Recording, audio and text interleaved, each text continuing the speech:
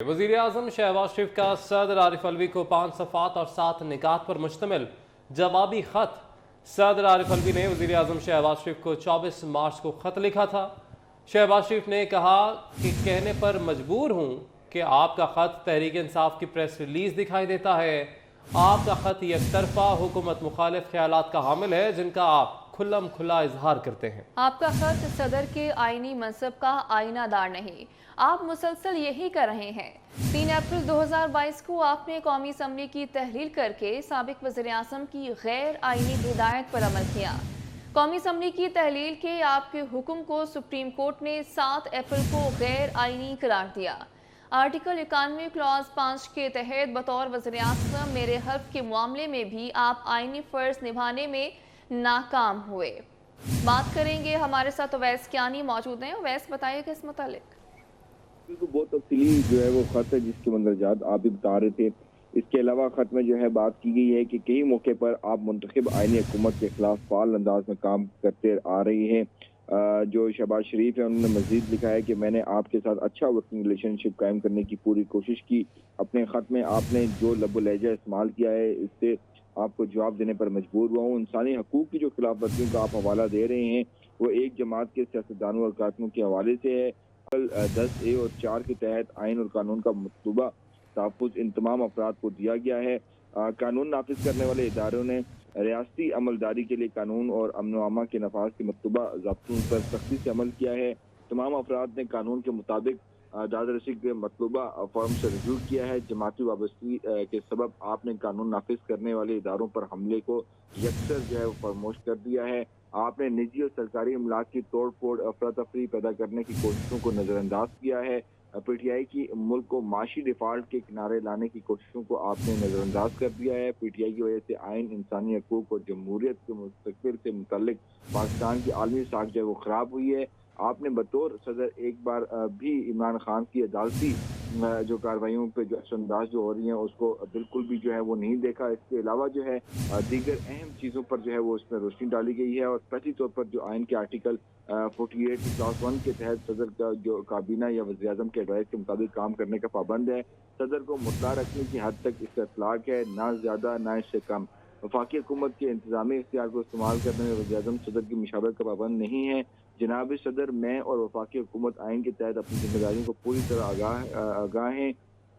آئین کی مسلسل جو مکمل جو پاسداری، پاسبانی اور دفاع کی عہد پر جو ہے ٹھیک ہے اویس، آپ ہمارے ساتھ ہی موجود رہے گا۔ سینئر تجزیہ کار سلیم بخاری صاحب نے بھی ہمیں جوائن کیا، ان سے بات کریں گے۔ بخاری صاحب، وزیر اعظم نے جو صدر کو جوابی خط لکھا ہے، کیا کہیں گے اس پر آپ؟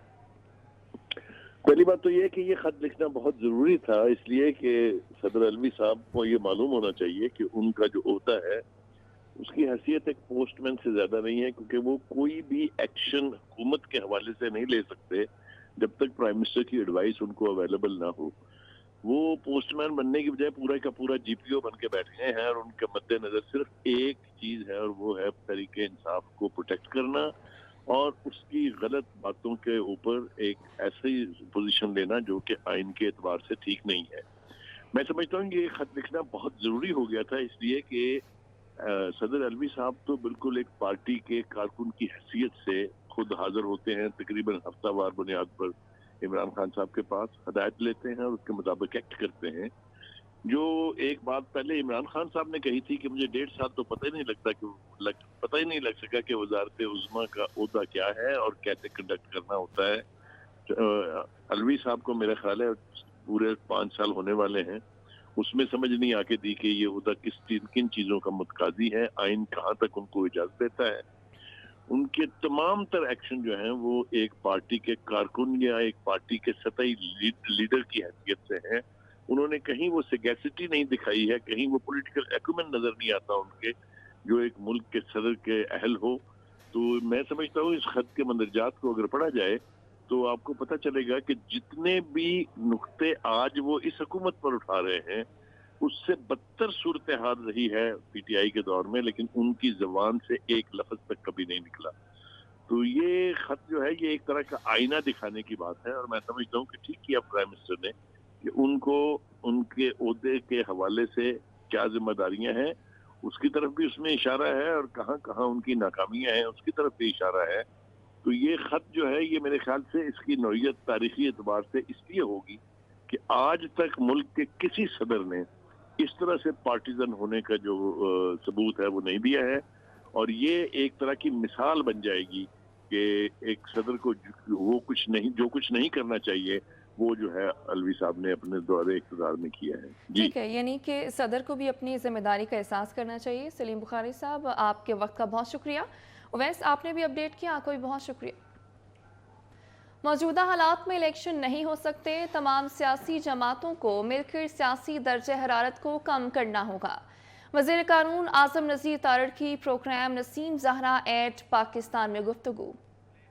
ہمیں اس ملک کے لیے, پاکستان کی قوم کے لیے, ریاست کے لیے چیزوں کو میرے خیال میں اب ٹھنڈے دل سے ایک دفعہ ڈیلیبریٹ کر کے اپنی غلطیوں کا ازالہ کرتے ہوئے آگے بڑھنے, اور وہ تالی ایک ہاتھ سے نہیں بجے گی, تالی دونوں ہاتھوں سے بجے. اگر ہم نے ماحول کو ٹھنڈا نہیں کیا اور اگر ہم نے چیزوں کو کنسالیڈیٹ کرنے کی کوشش نہیں کی تو آج ہم جس نہج پہ کھڑے ہیں, ایک تو ورلڈ وائڈ ریسیشن ہے, اکنامک کرنچ ہے, مور اوور اس وقت پاکستان شدید ترین معاشی بحران کا شکار ہے. میں نہیں کہوں گا کہ وہ صرف پچھلے 4 سال کی پالیسیز تھی یا 70 سال کی پالیسیز تھی. Fact of the matter is کہ ہم ایک بڑے سخت دور سے گزر رہے ہیں, اور یہ بارشیں جو ہیں they are making it worse. جی بالکل, جو ہم لوگ یہ ٹول پے کر رہے ہیں جو یہ کلائمیٹ چینج کا ہے, یہ سیکنڈ راؤنڈ اللہ معاف کرے یہ وہ والا ٹریلر نہ ہو جو تکلیف ہم نے مانسون میں دیکھی. تو یہ ساری باتوں کو سمجھتے ہوئے میں سمجھتا ہوں کہ آج دس از ہائی ٹائم کہ اگر آپ نے ملک کو آگے لے کے چلنا ہے تو اس میں ذرا پولیٹیکل ٹیمپریچر دیکھیں. ملک رہے گا تو آپ سیاست بھی کریں گے, آپ عدالت بھی کریں گے, آپ دفاع بھی کریں گے. سوشل میڈیا پر حکومت اور ریاستی اداروں کو دھمکیوں کے الزام میں ایف آئی اے نے علی امین کو دوسرا نوٹس جاری کر دیا. علی امین گنڈاپور کو اب دوبارہ 28 مارچ کو طلب کیا گیا ہے. بات کریں گے ہمارے نمائندے ساجد بلوچ سے. جی ساجد. جی بالکل علی, یہ ڈیرہ عثمان خان نے ایک ہے کہ سوشل میڈیا پہ گورنمنٹ اور ریاستی اداروں کو ایک دھمکیوں کے حوالے سے ایک مبینہ آڈیو سامنے آئی تھی علی امین گنڈاپور کی, جس پر علی امین گنڈاپور کو ایف آئی اے ڈیرہ عثمان خان نے 24 مارچ کو طلب کیا تھا, لیکن علی امین نے ایف آئی اے کے ساتھ اس انکوائری میں اور اس انویسٹیگیشن میں کسی قسم کا کوئی تعاون نہیں کیا اور وہ بالکل پیش نہیں ہوئے. اب ایف آئی اے ڈیرہ عثمان خان نے دوبارہ ان کو 28 مارچ کو طلب کیا ہے اور انہوں نے نوٹس بھیجا ہے کہ آپ 24 مارچ کو بھی نہیں آئے تھے اور آپ 28 مارچ کو آئیں اور اس صورتحال پہ اپنا موقف جو ہے واضح کریں. علی امین گنڈاپور نے ایک مبینہ آڈیو میں اسلام آباد سے قبضہ کرنے کی دھمکی دی تھی. اس کے علاوہ ڈیرہ عثمان خان پولیس بھی علی امین کو مسلسل پچھلے 3-4 روز سے گرفتار کرنے کی کوشش کر رہی ہے, لیکن علی امین گنڈاپور ڈیرہ عثمان خان میں کئی رافوش ہیں اور وہ چھپے ہوئے ہیں. جی بہت شکریہ ساجد, آپ نے اپڈیٹ کیا.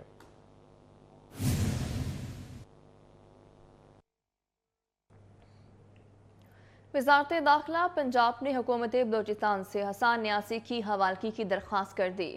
لاہور تھانہ مزنگ پولیس حسان نیاسی کو تحویل میں لینے کے لیے کوئٹہ پہنچ گئی. وزارت داخلہ پنجاب کے مراسلے کے مطابق حسان نیاسی قتل کے مقدمے میں مطلوب ہے. محکمہ داخلہ بلوچستان نے پنجاب حکومت کے مراسلے کا جواب بلوچستان پولیس کو ہدایات جاری بھی کر دی ہیں.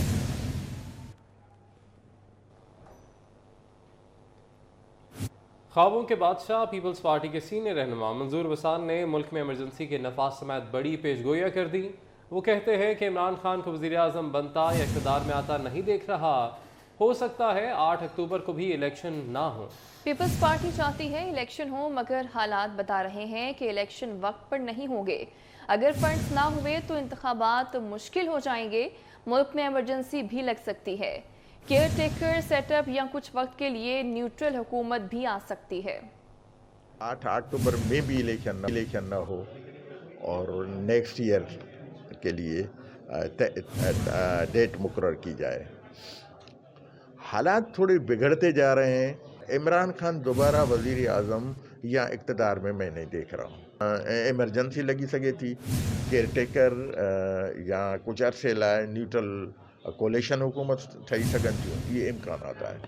جو کچھ ہونے والا ہے, جو اس ملک میں 75 سال پہلے ملک بننے کے بعد نہیں ہوا تھا، اب ایسے ہی حالات ہوں گے۔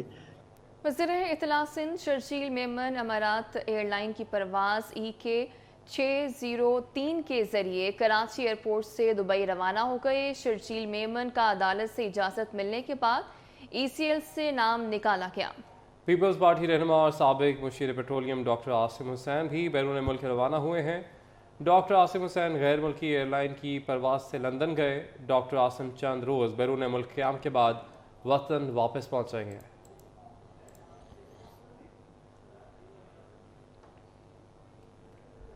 اور اب آپ کو بتائیں کہ سندھ کے 15 اضلاع میں ضمنی بلدیاتی انتخابات کی ری پولنگ، 90 پولنگ سٹیشنز پر ووٹنگ کا عمل شام 5 بجے تک بغیر کسی وقفے کے جاری رہے گا۔ حیدرآباد، لاڑکانہ، سانگھڑ اور جیکب آباد میں بھی ووٹنگ جاری ہے۔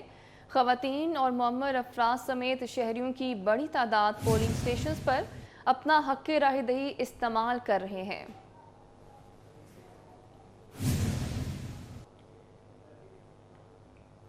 ضلع کمبر شہداد کوٹ میں ضمنی انتخابات کے لیے پولنگ جاری ہے۔ پولنگ سٹیشنز پر خواتین ووٹرز بڑھ چڑھ کر حصہ لے رہی ہیں۔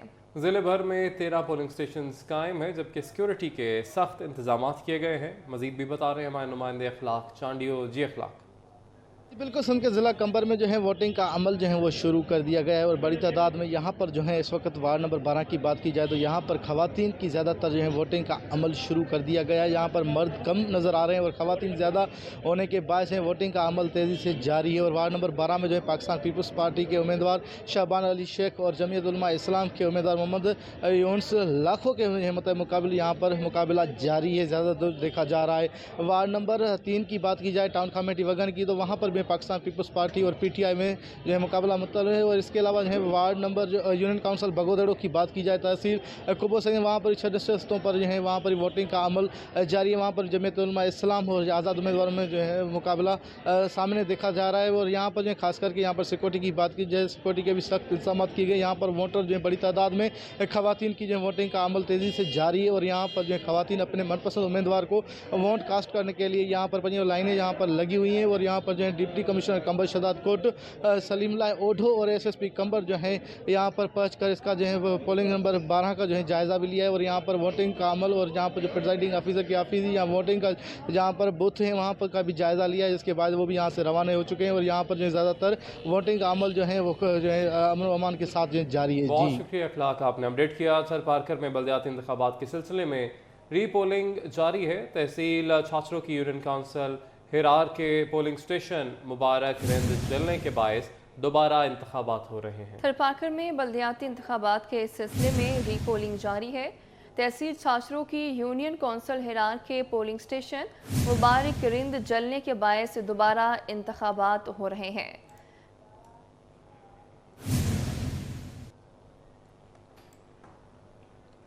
شکارپور کی یونین کونسل 55 میں ہونے والے ضمنی انتخابات میں آج ووٹ ڈالے جا رہے ہیں۔ رکن ضلع کونسل، چیئرمین، وائس چیئرمین اور جنرل ممبر کی ایک نشست پر ووٹنگ ہو رہی ہے۔ یہاں امیدواروں کے حامیوں کے درمیان تصادم کے بعد پولنگ نہیں ہو سکی تھی۔ شکارپور کی یونین کونسل 55 میں ہونے والے ضمنی انتخابات میں آج ووٹ ڈالے جا رہے ہیں، جبکہ رکن ضلع کونسل، چیئرمین، وائس چیئرمین اور جنرل ممبر کی ایک نشست پر ووٹنگ ہو رہی ہے۔